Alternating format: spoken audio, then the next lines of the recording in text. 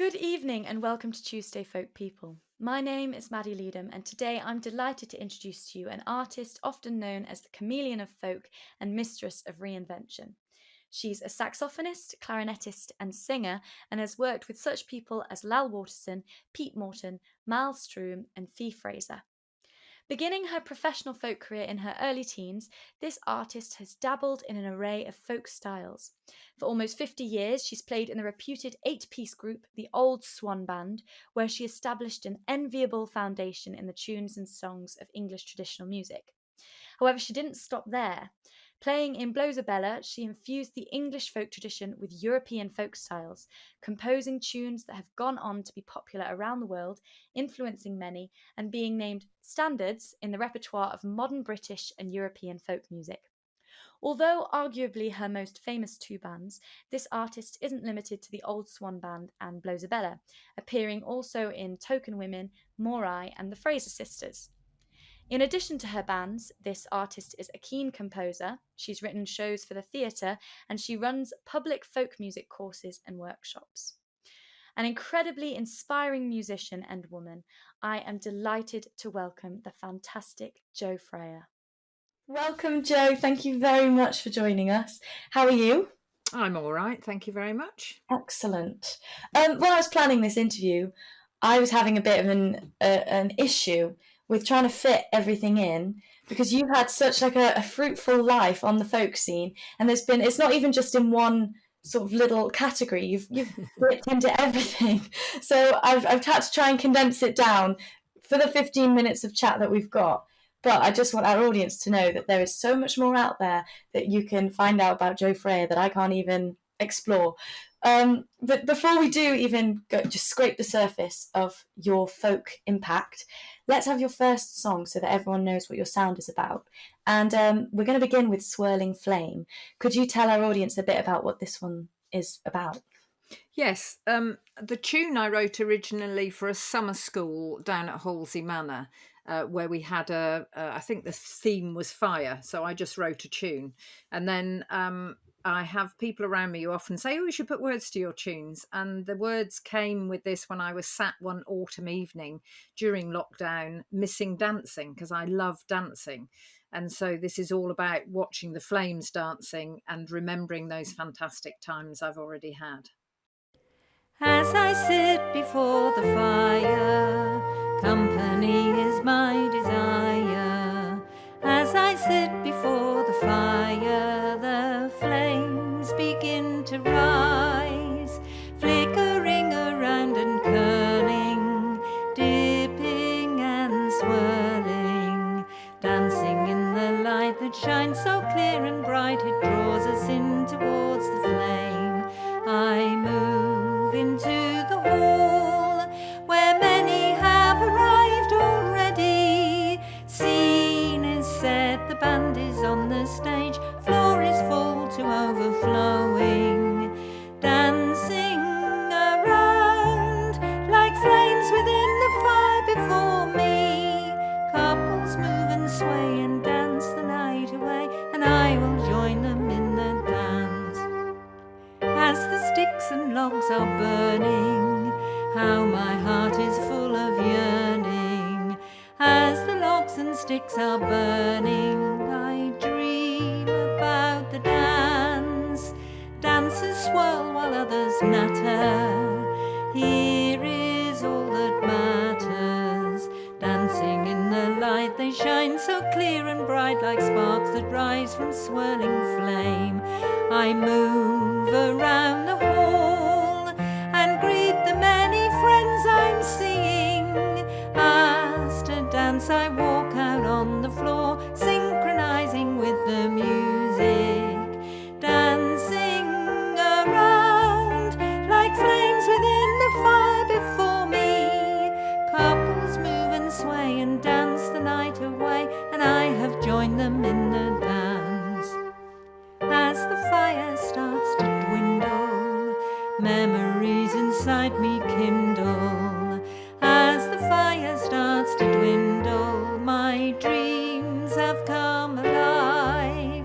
Many memories are swirling, clearing and unfurling. dancing in the light. They shine so clear and bright, like sparks that rise from swirling flame.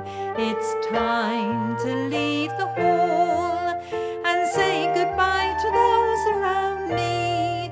Hope that we will meet again quite soon at the next one or one after.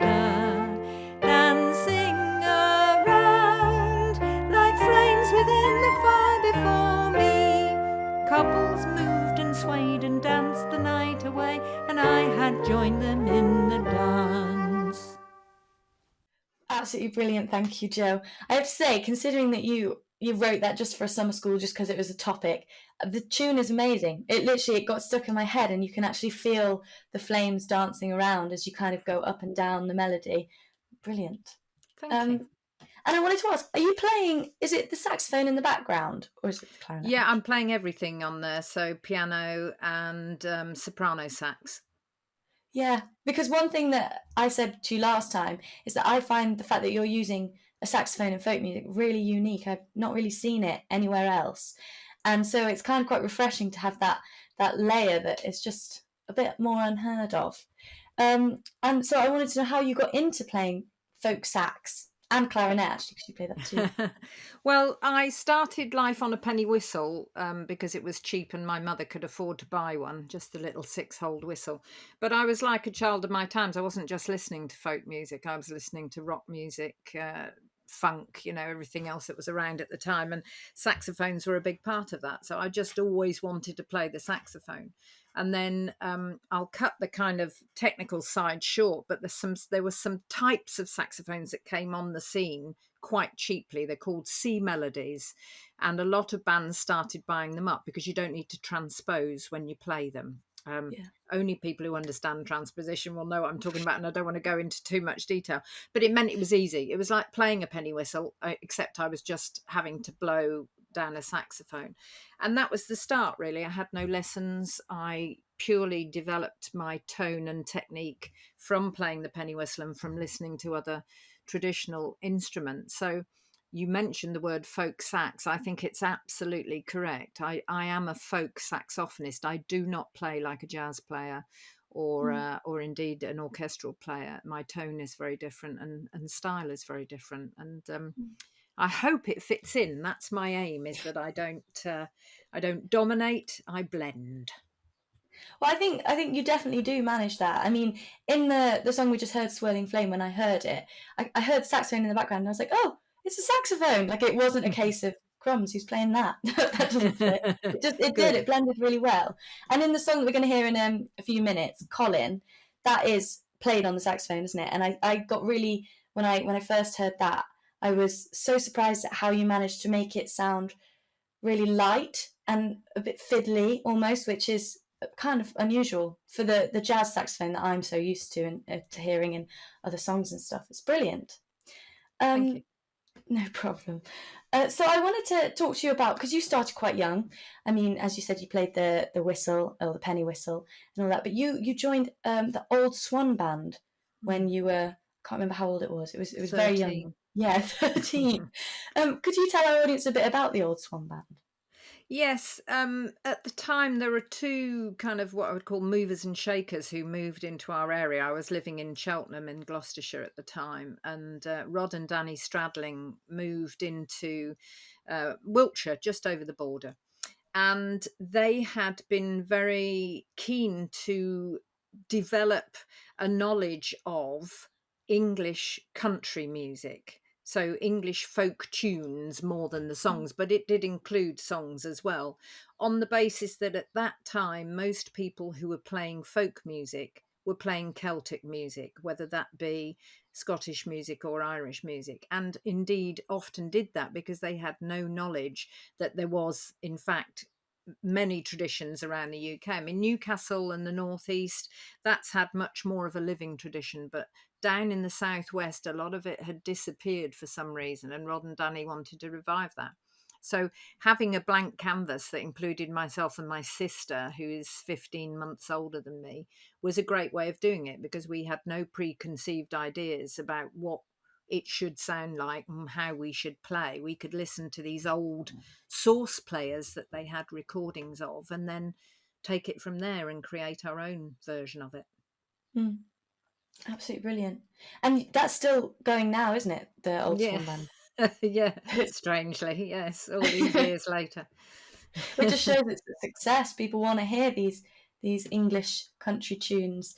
But that's not the only band, because I see you as having two central bands. There's several others, but the Old Swan Band, and then there's Blowsabella, which I think quite a few of our audience will probably have heard of. But Blowsabella's a different sound, isn't it? It's quite a different approach to folk music. So could you tell us about that one? Yes, I mean, the reason those two, by the way, are kind of fundamental is because they created their own revolutions. The Old Swan Band then created a revival in English country music, along with other bands who then came up at the time. And we'd go into sessions and they would play some of our tracks from the albums in the order we played the tunes, in the way we played the tunes. It was amazing. And Blowsabella had the same effect in the 1980s. They were looking outward to Europe as well as inward. So they wanted to share English music, but they wanted to absorb music from mainland Europe, predominantly French, but not exclusively. They were playing some Eastern European music as well at the time.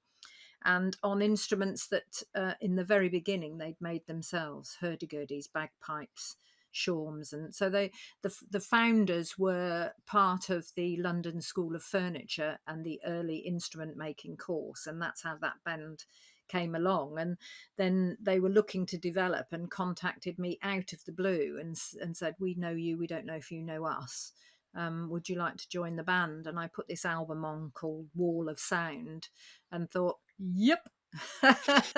It was instantaneous. And I had seen them several years earlier when I was just dancing around at a festival with a friend. I thought they were pretty weird and wonderful, but hadn't really made a connection at all until this album arrived. Yeah. Brilliant. Well, I think it's time we have your second song now, and this is the one that I mentioned before, Colin. And I really would tell our audience just to watch the saxophone and just be amazed at how folky it is. What is this tune about? Well, it sounds weird. I was commissioned to write a tune for somebody's 60th birthday, and he's called Colin. And this is the tune that fell out of me when I thought of Colin, who loves dancing.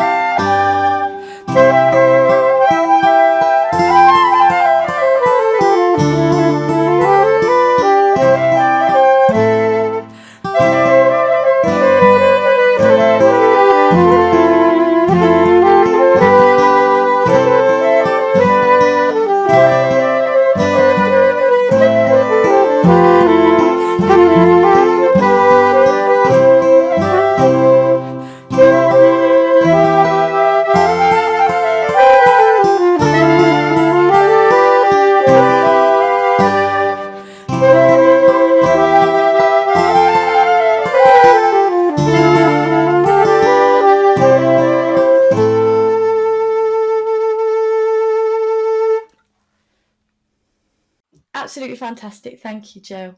Really, really love that one. Again, I'm amazed at the saxophone.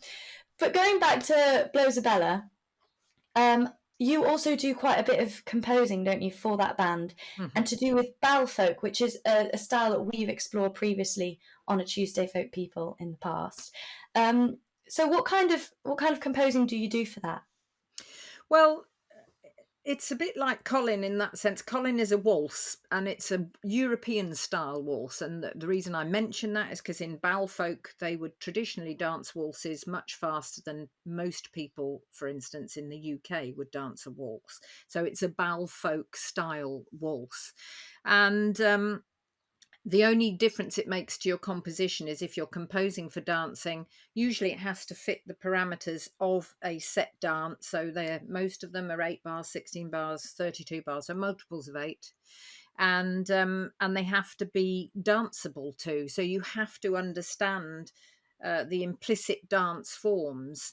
I tend to find that the musicians who do it well truly understand the dance. Those who don't do it so well. So for instance, if somebody just plays, I'll mention a type of dance from bal folk, a schottische. If they just play a schottische from a piece of paper, notation, without knowing how the dance goes, there's nothing within that notation that can really give them the swing and feel that you need to actually tell a person who hasn't been told by anybody other than the music, this is a schottische. So if you write a good tune, you're in a bal folk situation, you play that music, those people will stand up and they know what that dance is and they feel like they have to dance because you've created the right thing for them. So that's what any of us who write in Blowsabella aspire to, that this is going to excite our audiences, both in terms of listening, but also in terms of, yes, I can't sit still, I need to dance. Yeah. And your audiences, they span not just Europe. It's quite international, isn't it? You've toured all around. Yeah, we were lucky. Over the years, we did a lot of work for the British Council. So we played in Sierra Leone, Ghana, Nigeria. The band went without me to Brazil, but that was because I'd only joined just previously, so I wasn't allowed to go. Damn.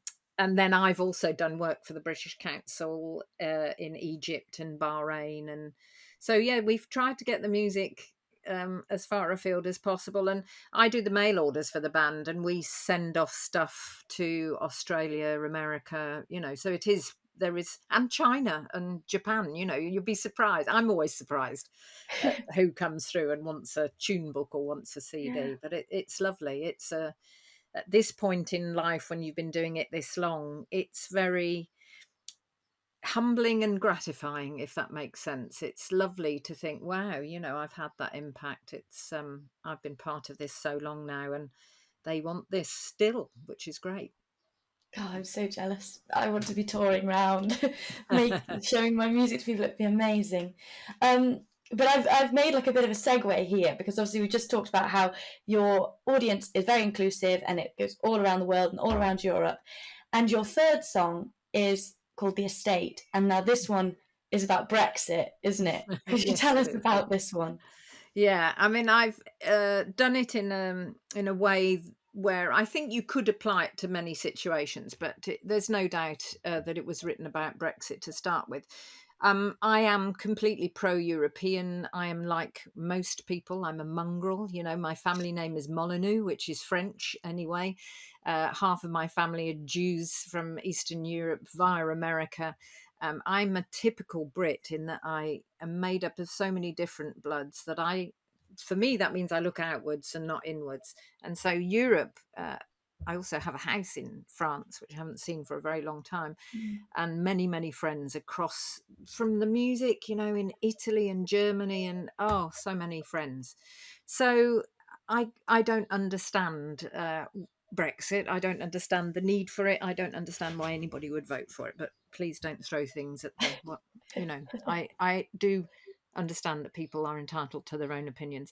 So for me, this song came about post the anger and frustration and more the lament side of, well, it's happened. And and I don't want this, and I never will. And I know for the pro-Brexiteers, they'll be saying, well, it's happened, get over it. Yeah, well, I don't have to. That's also my right. Yeah.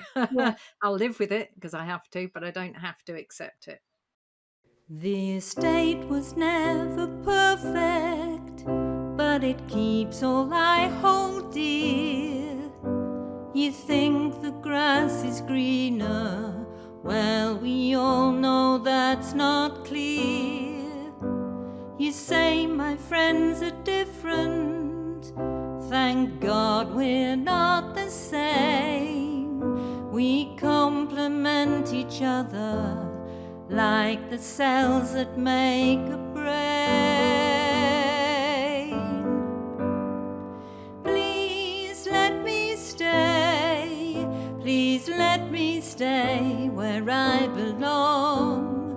Please let me stay where friendships make us strong.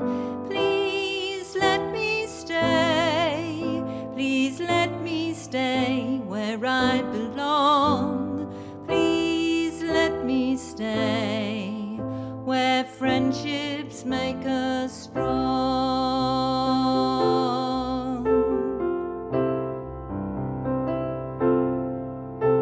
We look out for each other, but you're feeling there's a threat. A life in isolation, well, would it be a better bet?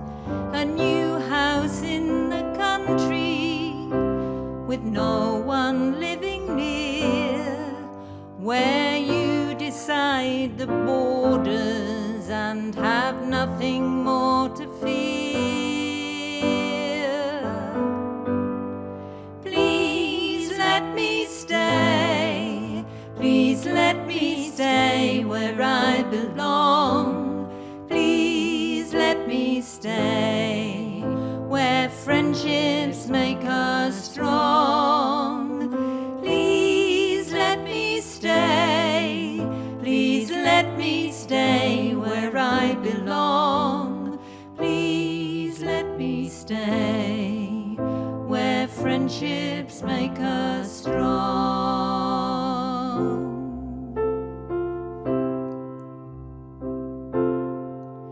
This place has taught me how to speak and how to listen to do unto others as you'd have done to you.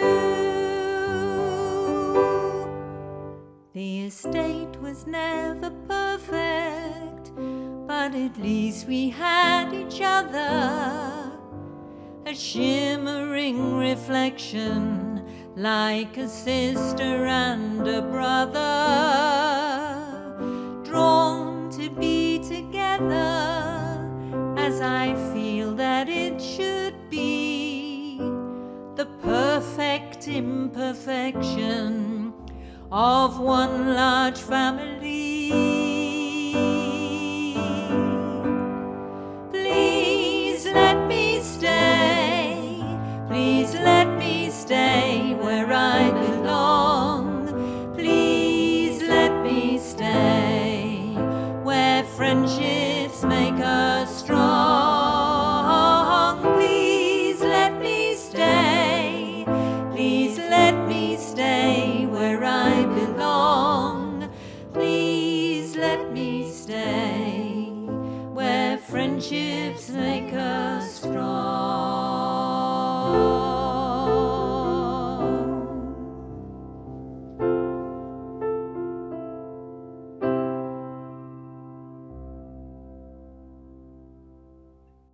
Well, I was on because that's obviously a bit of a protest song, and something that we spoke a bit about last time was about women in folk, and you were the only female performer in Blowsabella, and so I was just wondering if you could tell us a bit about how life was being the only woman in that band.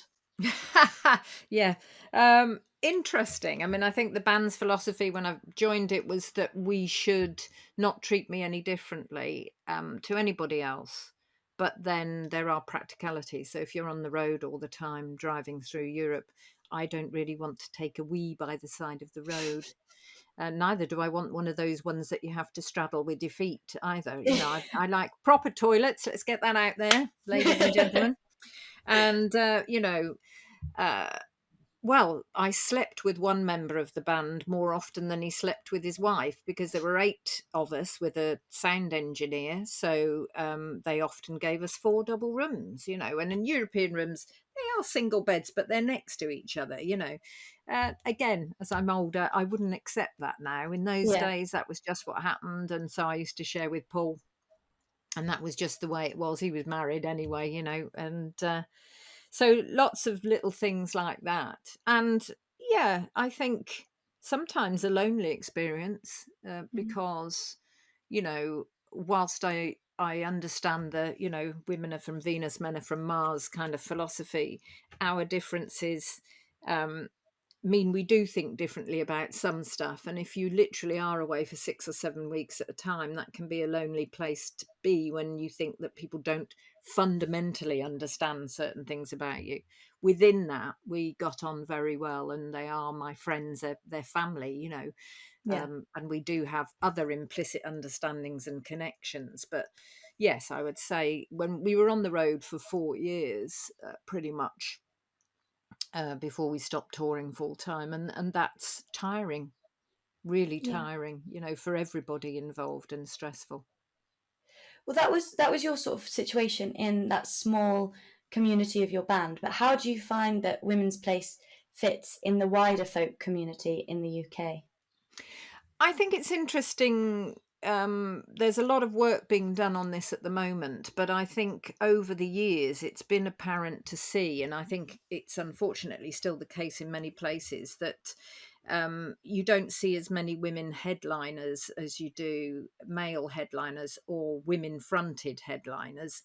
Um, there is still an attitude around, in terms of women being the singers in the band, and therefore the high profile instrumentalists are not given the profile that maybe their male counterparts would be. I mean, we can name Catherine Tickell, but as a Northumbrian piper and fiddle player, but how many other female instrumentalists really are given that kind of limelight? Now, some people would say, well, maybe they're not as good as their male counterparts. I don't believe that. I think it's just one of those things that somehow everything conjoins to create, if you like, a conspiracy that means that it's not viewed as the same value. And I don't know why that should be, but it needs to change. And there are a lot of people, male and female, who really want to try and help move this thing on after all these years, where we start making things more equal across the board. And that means production and stage management and presenters, and it's the whole lot. And that is beginning to change. Yeah, no, I agree. And there's something that you did that, I mean, it's looking at kind of questioning a woman's place in a folk song, and that was when you wrote "Perjuring Little Whore" for theatre. And we haven't got very much time, but I think it would be a shame if you didn't explain what this show was about.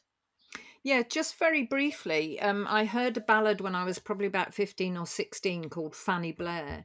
And in Fanny Blair, she's not given a voice, but she is the centre point of it.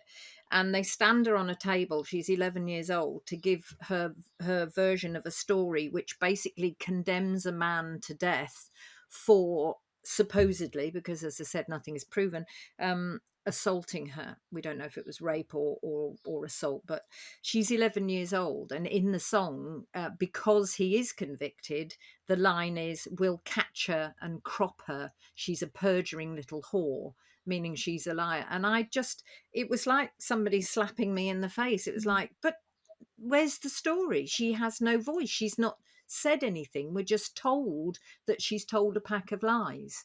So I thought, well, let's look at this. And I set it in a modern setting in a boarding school.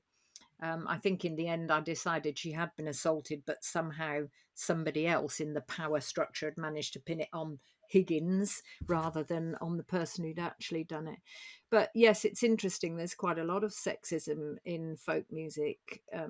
in that case, I'm not sure it's sexism. It's just that where's the rest of the story? Yeah. And I just felt the need to say something and to be giving her voice. So that's what Perjuring Little Whore was about. Well, I wish we could go more into that. I mean, unfortunately, we have run out of time now, but there's just so much more. As I open the interview with, there's just too much, and I don't know, not too much, but too much for this interview. I can't fit it all in. But thank you so much for talking to us. It's been brilliant, absolutely amazing. And we do luckily have one more song, which is Quantox. And I was wondering, could you tell us what this is about before we say goodbye and hopefully see you again at some other point? Yes, well, when I'm not composing to order, as in somebody's commissioning me or a summer school, I just press record on my phone and play a tune. And that's what I did. And then I hadn't got a name for it. And I was down thinking I might teach it actually at a workshop. And I was in the Quantox. So it ended up being called the Quantox. And it's a 2/4 bourrée. And they seem to like it, so now it has life in that sense. If people like it, you think okay, because no composer really knows, I think, whether what they've done will appeal or is any good, because sometimes you might know it might be a little bit good, but it doesn't mean anybody else will like it. I like it, so they Me liked it. too. Yeah, so that was good. Excellent. Thank you, Jo. And Thank you. well, it's been brilliant. So thank you very much.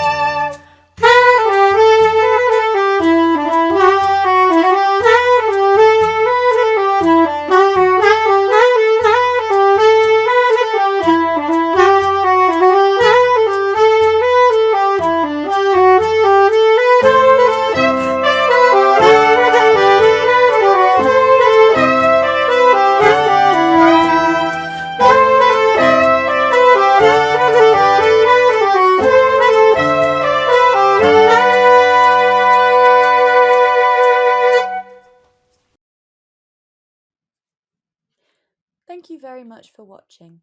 To find out more information about our future Tuesday Folk People sessions, please sign up to our mailing list or keep an eye on our social media and website.